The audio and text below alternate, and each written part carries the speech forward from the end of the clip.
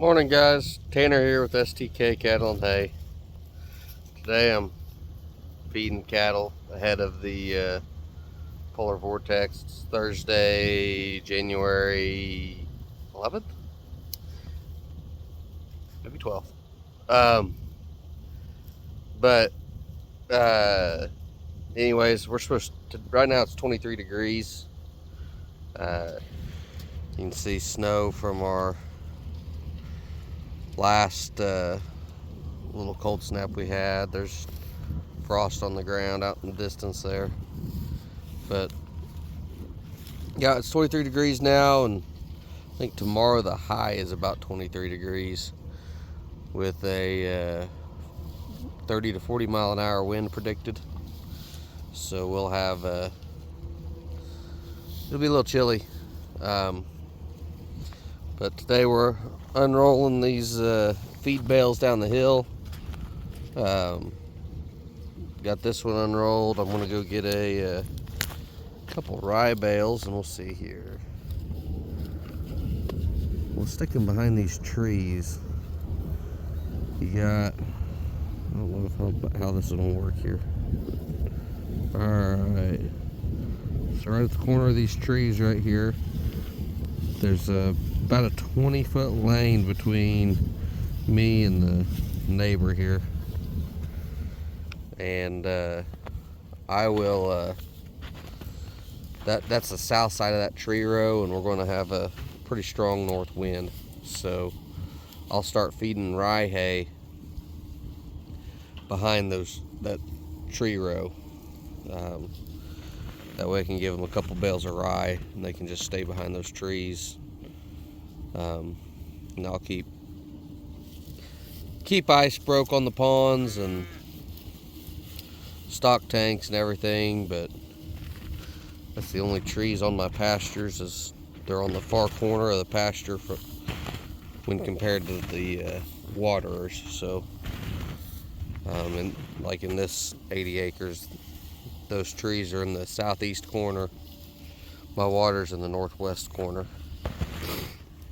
One of those things that I'll fix one of these days, but it's rent property, so gotta work with what you got. But that's pretty much the only wind break, other than just getting them on the backside of a hill. But there's, pretty sure there's around 70 head in here, cows, calves, bred heifers. So anyways, that's what we got. I'll bring you along and I'll show you a little closer view of me putting the rye hay just back behind those trees. I won't put a hay ring around it. That way if they make a mess of it, they can lay in it and maybe have some dry hay to lay in out of the wind. But that's usually how I do things. I got 4 80-acre pastures here, and only 3 of them have trees, so kind of limited on where I could put animals in these kind of storms. So anyways, I'll check back with you in a second, and we'll be looking at some other places, and we'll hide hay. See you in a little bit. Alright, checking and back in real quick. Got the cute one on the camera. This is a bottom. You can see I've just got hills all the way around me. That right there would be about straight north if we look that way. If you don't believe me, we're facing kind of northwest right now, but anyways, I've been feeding rye hay down here in this little pocket out of the wind. Get a couple heifers and a first calf cow sitting here picking around on what's left here. But there's probably not enough cover here for a 40-mile-an-hour wind, but you can, as you come around here, there's kind of a little low spot in the hills, and you dip back down into another hill and then go over a little rise and down into another hill. So I kind of try and feed just set out rye bales down in the bottoms, out of the wind, kind of out of the wind, and then unroll feed and grass hay down hills. That's usually what I try to do. Right now I'm working on getting putting together a pickup, which you'll see probably in some future videos. But one that'll have a arm bed on it that can unroll hay. So trying to get that fixed. I've had the stuff to do most of it for a year now, so just need to get it done. So anyways, we'll see you guys here in the next little feeding spot. Alright guys, we're back with a bale of hay. See that in the mirror there? Got the boss, he's taking a nap. He lost all his toys on the floor.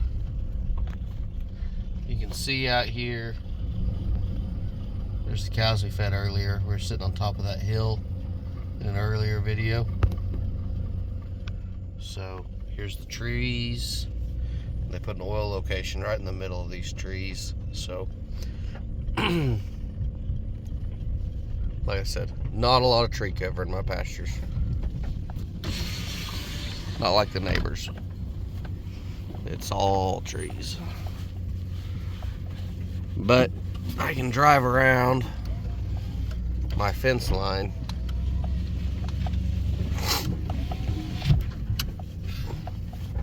And right now we're on the, this is my west fence line. We're heading south. Or sorry, this is my east fence line. I'm heading south. I'll learn my directions one of these days. It just won't be anytime soon. But you can see they can get on the back side of a lot of this through here. It's not the best place to drive a pickup either, but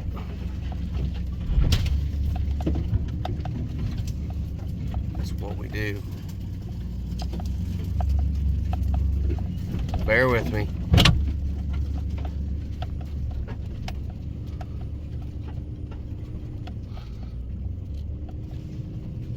So in storms, I feed hay back here. You can see this oil locations. Got a big bank back here. You can feed hay right through there, between the bank and these trees, and that wind will come up over the top of the cattle. I try not to push it right up against the neighbor's fence line, because I'd hate for his cattle to get hungry and get weird ideas. That he does have some cows in there. Last winter he didn't, and we didn't have a big blizzard anytime, so funny how that works out. Like I said, through this cold windy stretch and any snowstorms in this pasture, this is kind of where I start with my feet, do my feeding.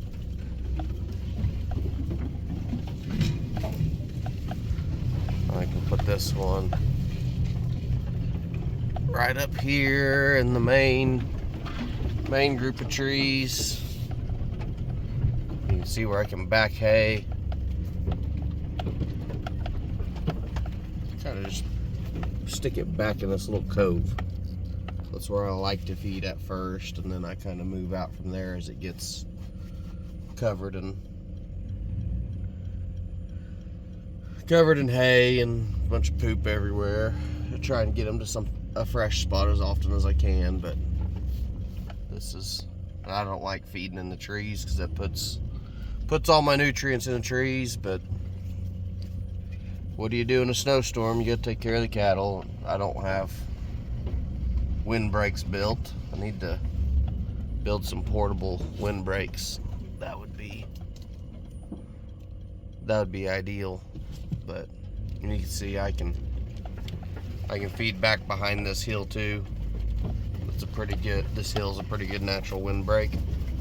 So, and that's what I've done in the past is I actually lined up hay over the top of that hill to make another windbreak, and extended out further whenever we had a previous polar vortex that came through with blowing snow.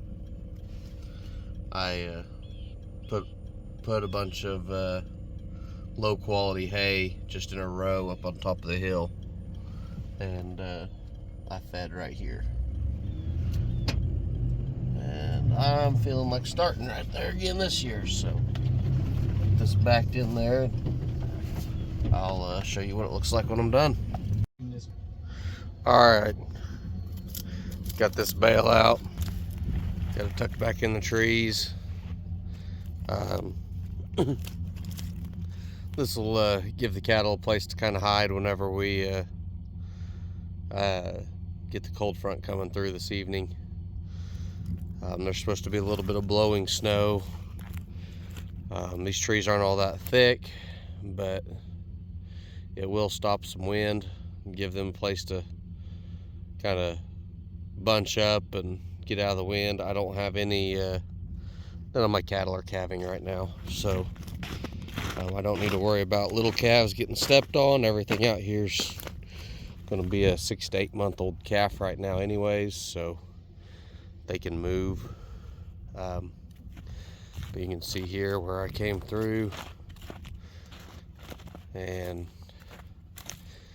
if this cold weather kind of keeps up, I'll probably drag some of these branches out of my way. But once I get done recording here, but I'll be able to push some bales up into here. On nicer days, I'll probably go to that other low spot between a couple hills so that they don't just linger in this area too much, but because it won't stay. I don't think this storm's not going to stay below freezing every day, so I assume the wind will die down at least 1 or 2 days and sun will shine, or it'll warm up a couple times. So but I've got plenty of area to put these cattle for now. So anyways, we'll go check some more cattle and I'll show you what they're how they're positioned right now. So see you in a second. All right, we're back. We're in the southwest 80 of or kind of, I guess what you'd call our home pasture. But this is where our horses are. We've got 5 horses in here, and we are in the southwest corner of southwest 80, and this is the only trees out here. But like I said, there's 5 horses in here, so we'll just keep hay for them back behind this little cluster of trees.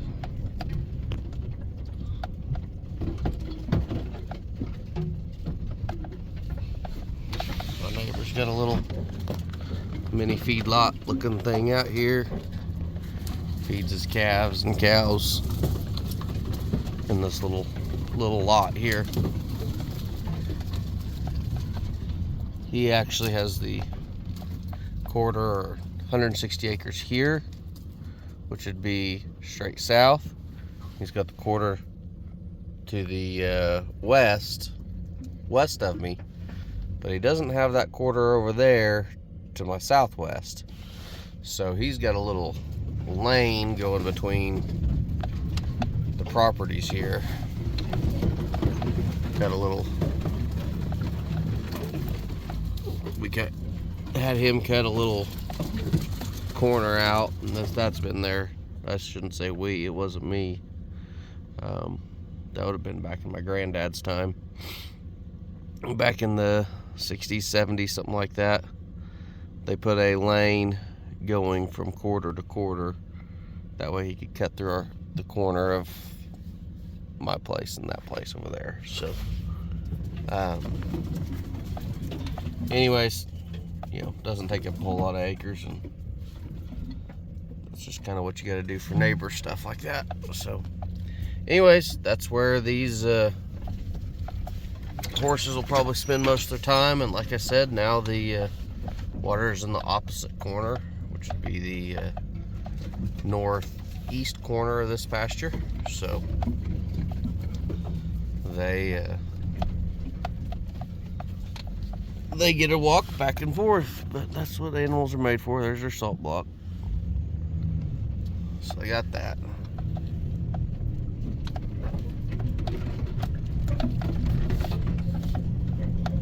Let's see if the horses followed me up here. I saw them kind of turn and look. So.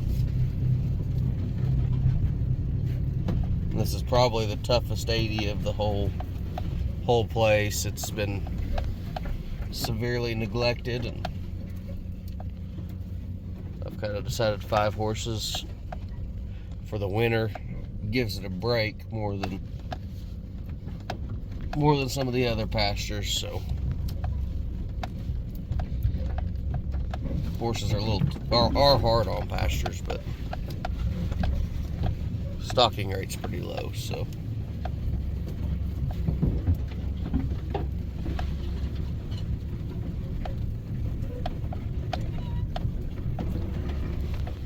are you awake? You look at that. The boss is awake.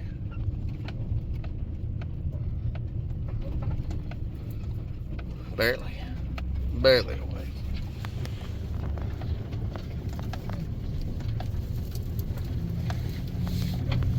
Well, I'll skip ahead real quick, and I'll get you a quick shot of the horses. All right, here it is for the horse people. Our little horse herd.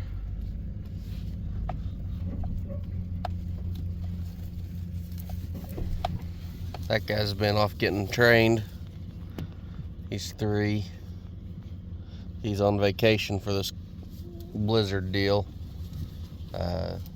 Figured it was better to keep him somewhere where he could be protected than in a stall. So this guy's next. He's going to go for some training. And there's the fat toad. Came up. He thought he was going to eat. Sorry, but that's our daughter's job, not mine. And that's her horse right there. He's a really nice horse.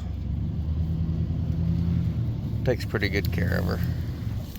He's a retired reining horse and working cow horse and whatever else you could think of has probably been done with them. So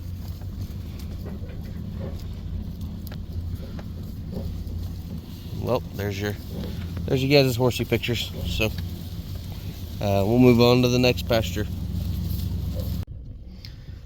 Alright, here we are. We're checking our kids' little cow herd. They run their cows on be their great grandmother on my wife's side of the family. She has 80 acres here. And all this hilltop used to be cedar trees, so we've been clearing cedar trees, trying to maintain the property, get it back into something that looks somewhat respectable for a cattle pasture. But on this 80 acres, I think the FSA maps only show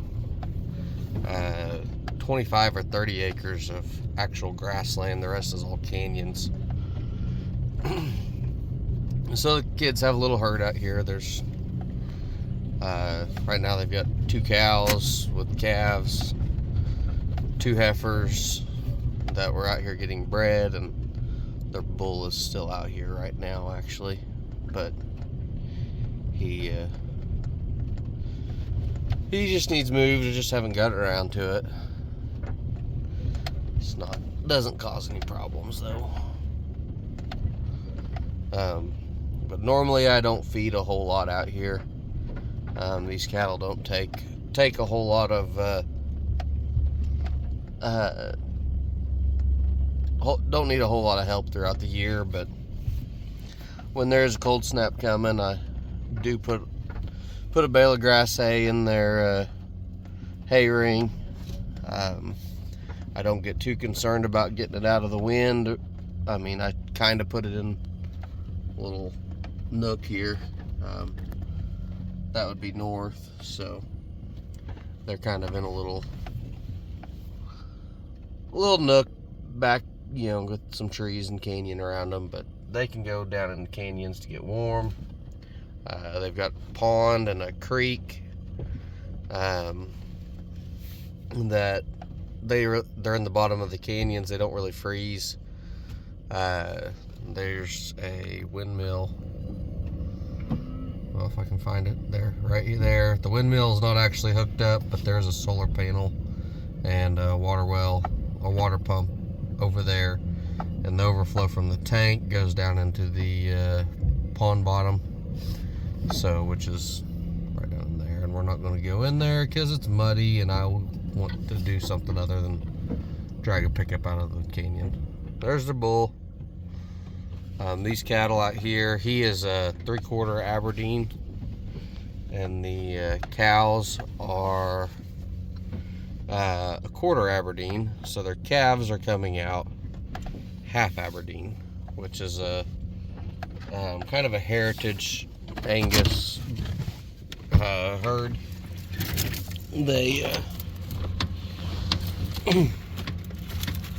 They're smaller frame. This guy's, he is a 1/4 Charlotte. Yeah, he's 1/4 Charlet. He probably doesn't weigh 1,200 pounds. And he's about the meanest thing on the planet. Oh, you're not going to eat today. You're going to make me a liar. Usually he'll eat out of your hand, but looks like doesn't really want to today. Come on, big guy. Come on. No? Fine. Be that way. But there's the two black heifers there. Those were out here to be bred. Little white calves. I wonder who their dad is. But they're out of the 2 red heifers back there.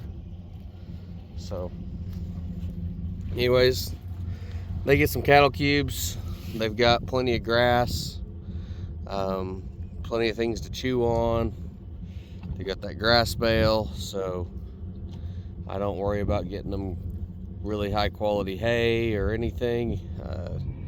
Nothing out here is in poor condition, so I just give them a little protein, and I'll bring that to them about every other day, and that will keep their nutrition up. But these calves out here are always about the biggest, healthiest calves we raise. So that bull does a good job. The cows do a good job, but out here it is a little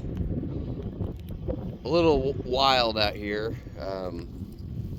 There were 4 of these black heifers out here. I assume the other 2 got eaten by a mountain lion, or fell down a canyon and died. I don't know. None of the neighbors found anything. So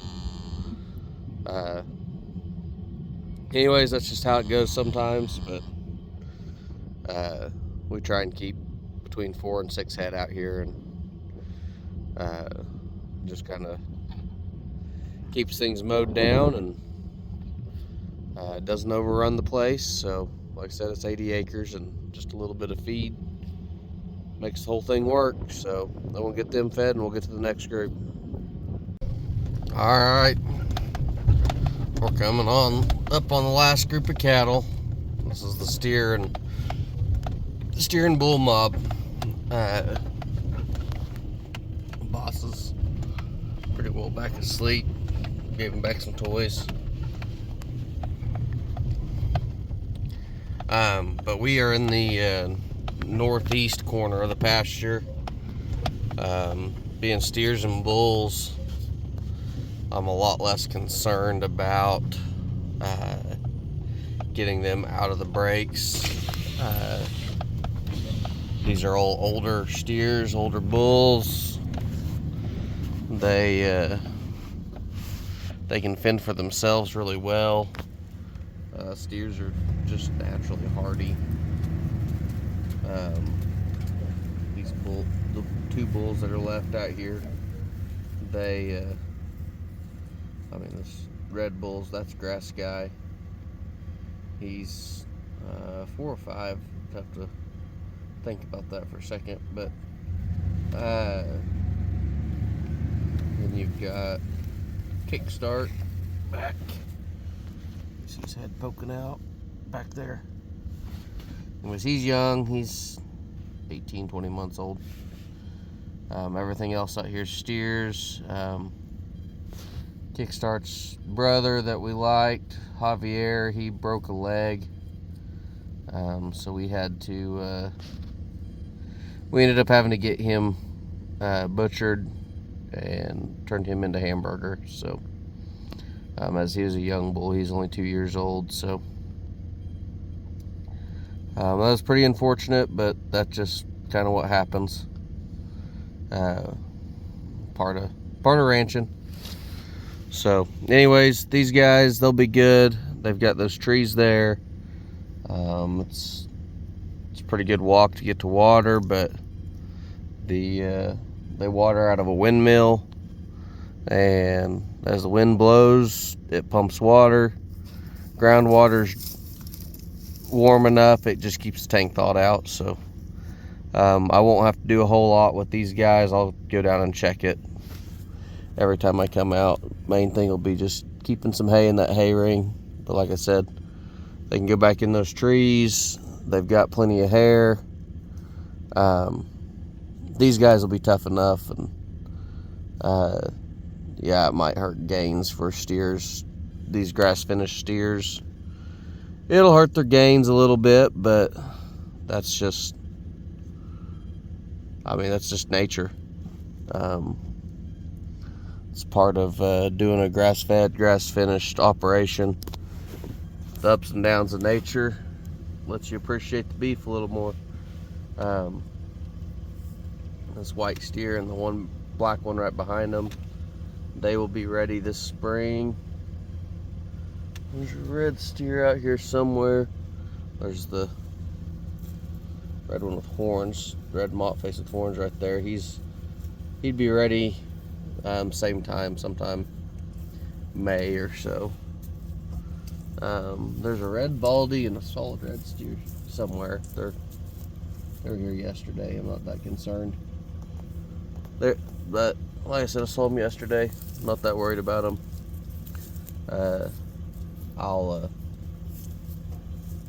Those will probably be butchered this winter.